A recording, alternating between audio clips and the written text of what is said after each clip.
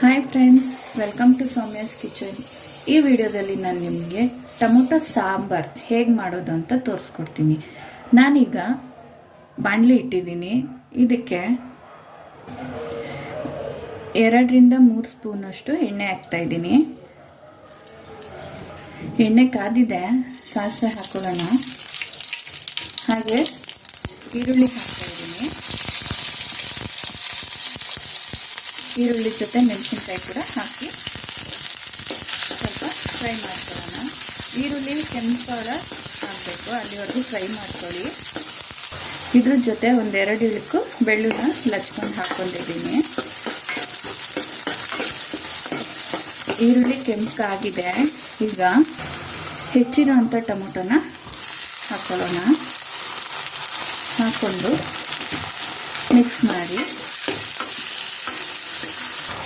Tomato mix ಮಾಡಿಕೊಂಡು ರುಚಿಗೆ ತಕ್ಕಷ್ಟು ಉಪ್ಪು ಹಾಕ್ಕೊಳ್ಳೋಣ.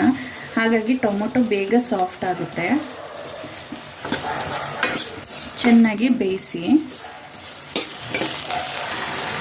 ಟೊಮೆಟೊನ ಚೆನ್ನಾಗಿ ಸ್ಮ್ಯಾಶ್ ಮಾಡಿ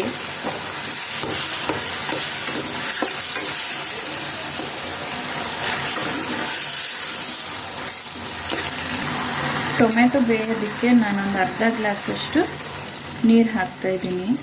ಟೊಮೆಟೊ ಚೆನ್ನಾಗಿ ಬೇಯಿಸಬೇಕು, ಬೆಂದದು ಸಾಫ್ಟ್ ಆಗಬೇಕು. ಟೊಮೆಟೊ ಚೆನ್ನಾಗಿ ಬೆಂದಿದೆ. ಈಗ ನಾನು ಇದಕ್ಕೆ 2 ಸ್ಪೂನಷ್ಟು ಸಾಂಬಾರ್ ಪೌಡರ್ನ ಹಾಕ್ತಾ ಇದ್ದೀನಿ. ಸಾಂಬಾರ್ ಪೌಡರ್ ಹಾಕಿ ಅರ್ಧ ಗ್ಲಾಸಷ್ಟು ನೀರು ಹಾಕ್ತಿದ್ದೀನಿ.